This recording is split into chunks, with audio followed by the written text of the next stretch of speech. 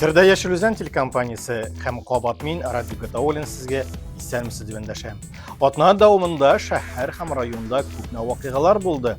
Кайберләре турында хәзер коллегаларым белән турак итеп сөйләрбез.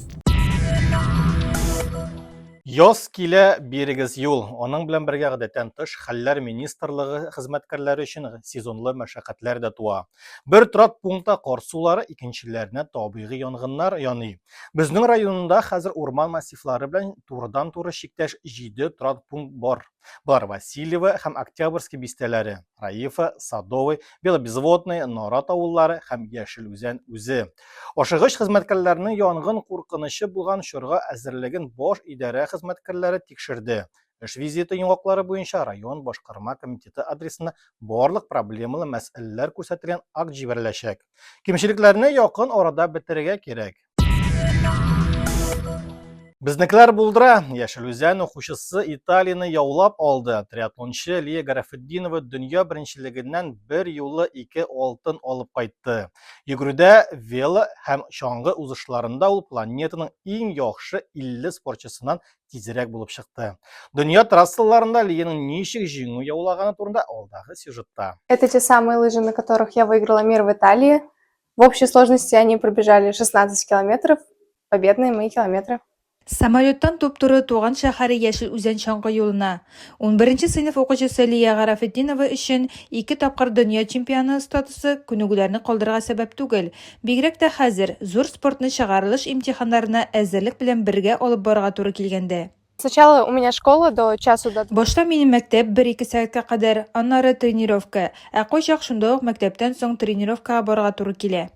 Спортка Лия кечкенә чагында килә. Үзен гимнастикада һәм биюдә сынап карый, ләкин шун дәртне кар баскан трассаларда таба. В детстве я вообще с папой ходила кататься. Болачакта гомумән әти белән чаңгыда шуарга йөри идем. Әле 2 ел эчендә мин секциягә йөри башладым. Миңа ошады һәм мин чаңгы секциясенә килдем. Италиядә дөнья беренчелеге өчен чаңгы гына җитәрлек булмый. Кышкы триатлон, кыры спорт төре, анда тәнәфессез кросс, кар өстеннән велогонка һәм чаңгы дистанциясын җиңәргә кирәк.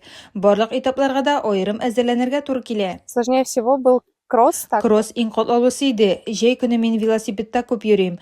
Кросс барысыннан да катлаулырак бирелә. Италиядә көндәшлек көчле була. Йөгерү этабында безнең спортчы күләгәдә тора, ләкин эш аның дисциплинасына барып җиткәч, көндәшләренә бер генә шанста калдырмый. В дуатлоне? Дуатлонда беренче көнне кросста мин 7-8 идем. Аннары чаңгыда инде барысында оттым. Инде триатлонда көндәшлек бар иде. Вот эти две... Менә бу 2 алтын медальне мин Италиядә триатлон һәм дуатлонда алдым. Халыкара аренада Россия спортчылары нейтраль статуста әлемсез һәм гимнсез чыгыш ясый, ләкин символиканың булмавы триумфка кмачауламый. Все равно знали, что я из России, и была какая-то гордость за свою страну, что все знали, что я принесла золото своей стране. Бу медальләр артында стозның төгәл исәп-хисабы һәм ювелир эше, күнегүләр процессын яңа бурычлар өчен 1 ел эчендә генә үзгәртеп карарга мөмкин була. Ли, ногу под себя ставь, под себя, поставь ногу. Тренировка началась. Күнегүләр шул елдан башланды. Апрельдә үк дөнья чемпионатына эләгү бурычын куйдык. Без башта Россияны җиңәрбез дип уйламаган идек, ләкин велосипед һәм кросс өлешенә акцент өстәргә туры килде. Сезонлык план үтәлгән, Россиядә һәм дөньяда җиңү яуланган. Хәзер 11-нче сыйныф укучысының бурычы башка. Пока что сдать ЕГЭ на хорошие баллы. БДИны югары балларга тапшырып, берәр яхшы университетка укырга керергә исәп. Әмма чаңгыларны да ерак алып куярга җыенмый. Тиздән Лия өлкәннәр өчен зур спорт элитасына күчәчәк. Әлфия Мөхәммәтшина, Татьяна Каварина, Андрей Лопатников, Яшел Үзән хәбәрләре. Жанланган тарих, Яшел Үзән, тарих, кешеләр, архитектура. Беренче кышкы театралештерелгән променад тамам. Үткәннәр хәзергесе белән үрелеп барган гадәти булмаган проект. Гомумән алганда туган якны өйрәнүне яратучы 700-гә якын кешене җыя. Мәдәни үсеш үзәге актерлары ярдәме белән шәһәр халкы таныш урамнарны билгесез яктан күрә алды. Режиссер Игорь Игнатьев һәм оештыручы Гөлнара Әхмәтҗанова тәэсирләре һәм киләчәккә планнары белән уртаклаша. Яшел Үзәннең баш архитекторы Александр Хренок язмышы турындагы спектакль идеясе күптән өлгергән, әмма режиссер Игорь Игнатьев һәм продюсер Гөлнара Әхмәтҗанова очрашканда ул спектакльгә әйләнде. Таныш урамнарны импровизацияләнгән сәхнәгә әйләндерде. Анда үткәннәр күз алдында жанланды.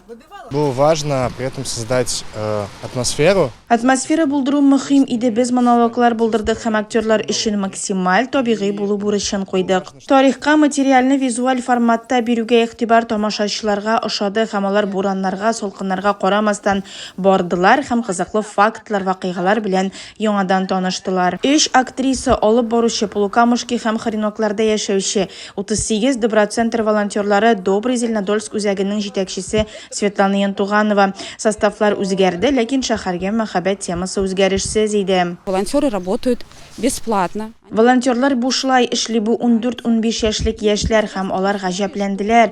Бу безнең шәһәр турында микәнни.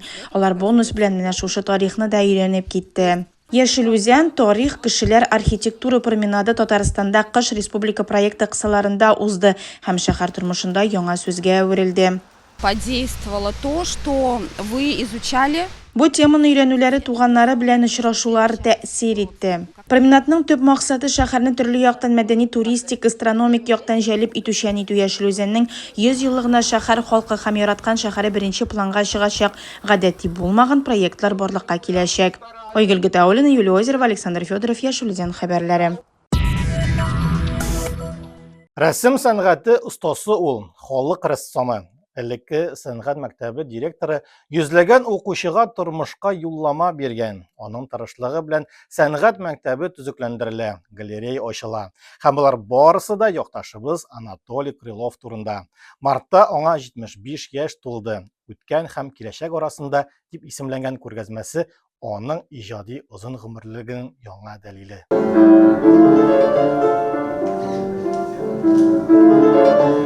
Людмила Козелла башкаруында Чайковскийның ел фасылларынан апрель пьесасы стеналардагы полотнолар белән аваздаш Анатолий Крылов картиналары бөтен Россия масштабындагы күренеш коллегасының күргәзмәсе турында рәссам-монументалист Фәрит Вәлиуллин әнә шулай дип белдерә. Удивительное тепло, обаяние самой природы, людей. Гаҗәеп җылылык, табигатьнең, кешеләрнең сөйкемлелеге безне чолгап алган бар нәрсә, дөньяга фәлсәфи караш. Оның пейзажларында табигать матурлыгы, портретларында һәм натюрмортларында рәссамның билгеләнеше турында уйланулар.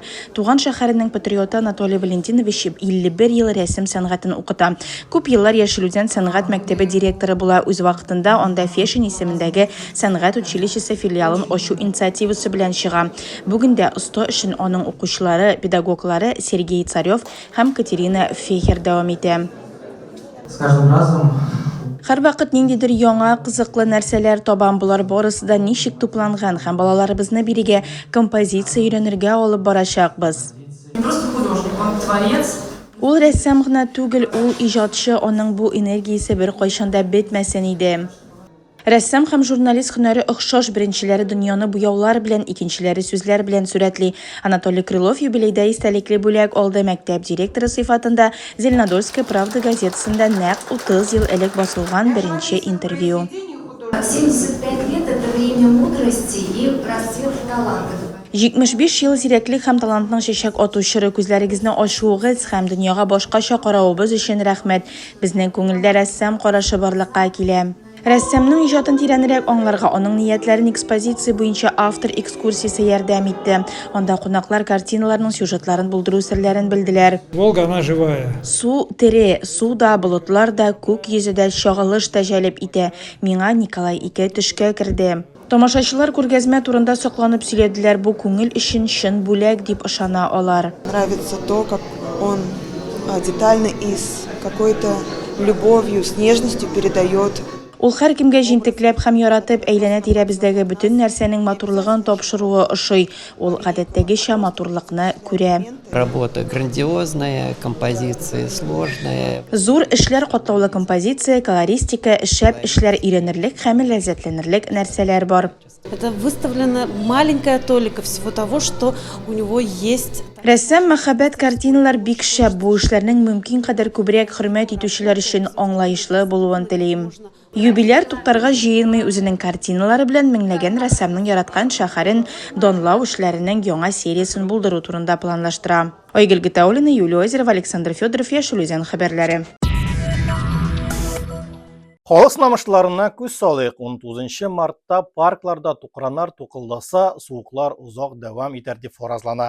21-дә тургайлар килсә, яз җитте дигән сүз. 22-сендә җылы булса, 10 көн җылы торыр. Бу көн суык булса, 10 көнгә сузылган суыклар көтегез. 24 мартта ала каргалар тавышланып очса, һава торышы бозылыр дип көтелә. Ә хәзер синоптиклар мәгълүматы.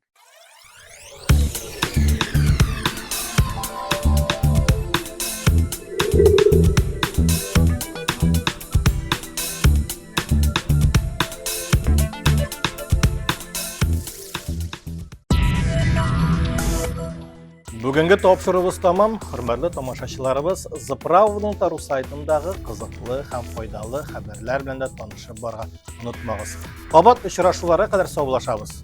Ан уразаларыгыз кабул булсын.